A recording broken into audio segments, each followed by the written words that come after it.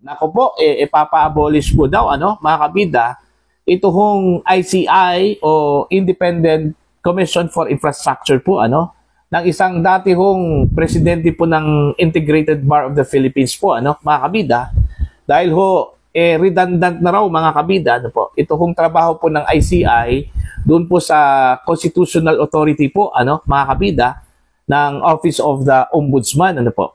Okay? Yung trabaho po ng ICI, trabaho din yun, ng Ombudsman po, mga kabida. Eto, babasahin ko lang po. Ito hong article po ng Batas PH po, mga kabida. ICI's existence redundant. Former Integrated Bar of the Philippines o IBP, President Attorney Domingo Cayoza, believe that the creation of the Independent Commission for Infrastructure o ICI creates redundancy to the existing constitutional authority of the Office of the Ombudsman in combating corruption in government. In an interview with DZBB, Cayoza suggested the abolishment of ICI and allotting government resources and attention to the Ombudsman's ongoing effort to investigate anomalous flood control projects. He noted that the Ombudsman, being an independent constitutional body, already possesses greater and broader investigative powers, which are enshrined directly in the Constitution and cannot be limited by Congress. Ayon. So tama po, mga kabida. Para po sa akin, redundant na nga, dahil yung investigasyon po na ginagawa po ng ICI po, mga kabida, ginagawa na rin yan, ng Office of the Ombudsman. Okay? At ito yung nagbigay ng redundancy po, mga kabida, dahil ang investigasyon po ng ICI, pagkatapos niyan, magkakaroon po sila ng findings, okay lang sana kung idediretso po nila, mga kabida, sa korte, hindi. Isasubmit pa po nila, sa Office of the Ombudsman for preliminary investigation, mga kabida. So, dyan pa lang, mas lalo kong tumagal po yung investigasyon po, mga kabida.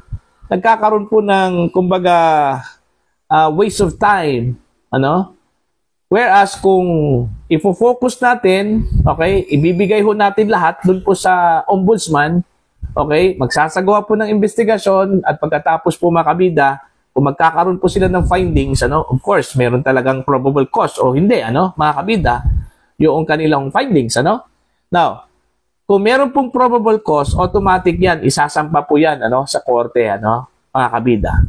Alright? Yun yung difference between the ICI at ito hong Office of the Ombudsman, mga kabida. Kaya kung naalala po ninyo, last week po, meron pong nagsampa po ng petition po, mga kabida, dyan po sa Korte Suprema, in the person of Mr. Tayam, isa hong high school teacher po, mga kabida, kung saan po ay in-question po niya, ito hong creation ng ICI po, mga kabida, sa pamamagitan po, ng Executive Order number 94, po, mga kabida. Kung saan po, mga kabida, inihalin tulad po, ni Tayam, yung ICI, doon po sa Truth Commission po, yung create po, mga kabida, ni dating Pangulong Benigno Aquino III, po, ang kanya hong termino, po, mga kabida, kung saan po ay pinaimbestigahan po niya ito kung si dating Pangulong Gloria Macapagal Arroyo. Kinalaunan po, mga kabida, dineklara po ng Korte Suprema na unconstitutional po yung Truth Commission, mga kabida. Dahil po, meron pong tinatawag nilang conflict of interest. Alright? Kagaya dito sa ICI po, meron ding conflict of interest aside sa redundancy, mga kabida. Bakit?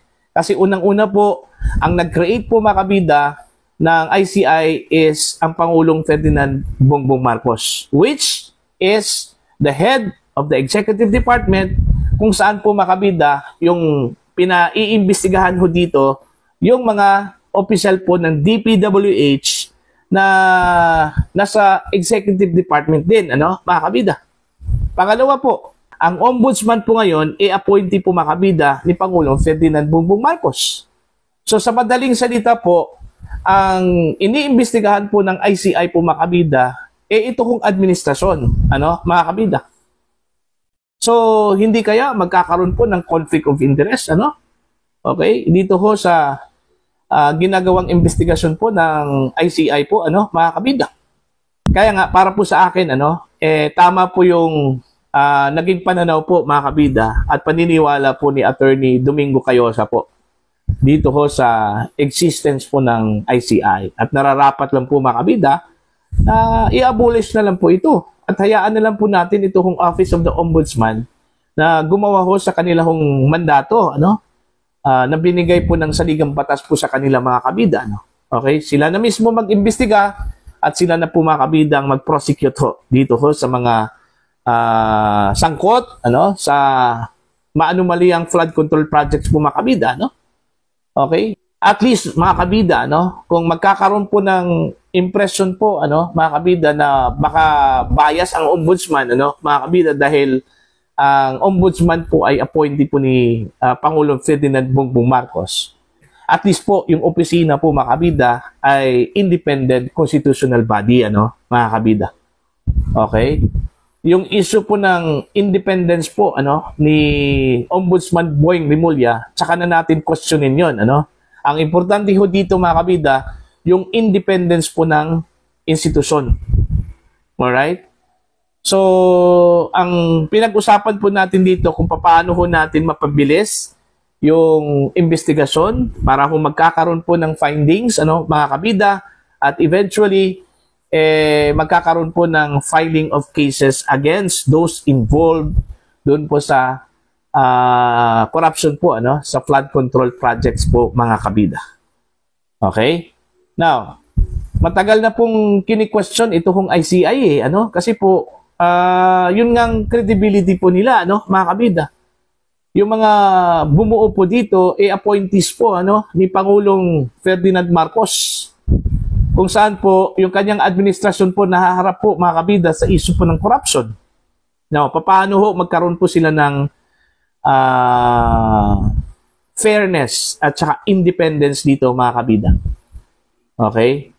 Ito ngang hindi ho nila pagsama po, sa pangalan po ni dating House Speaker Martin Romualdez po, doon po sa kanilang rekomendasyon, na sampahan po ng kaso, mga kabida, dyan po sa Office of the Ombudsman, malaking issue na po yon, mga kabida, Mismo si Senator Rodante Marcoleta po, nagtatanong kung bakit hindi po isinali po ito kung si dating House Speaker Martin Romualdez, na malinaw naman po, mga kabida, okay, na lumabas yung kanyang pangalan doon po sa investigasyon, lalong-lalo na po sa Senate Blue Ribbon Committee, mga kabida. Pangalawang beses po, una kay Curly Discaya, pangalawa po yung kay Marine Sergeant, mga kabida, Orly Gutesa. Kaso lang, hindi po binigyan po ng bigat yung kanila kong mga testimonya po, mga kabida, kahit na malinaw po yung testimonya po ng dalawang mga testigo, doon pa lang, nagdududa na po, na pilit hong pinagtatakpan po, mga kabida, ito hong si dating House Speaker Martin Romualdez, po. Okay? Based doon ho sa obserbasyon po, mga kabida. Diba?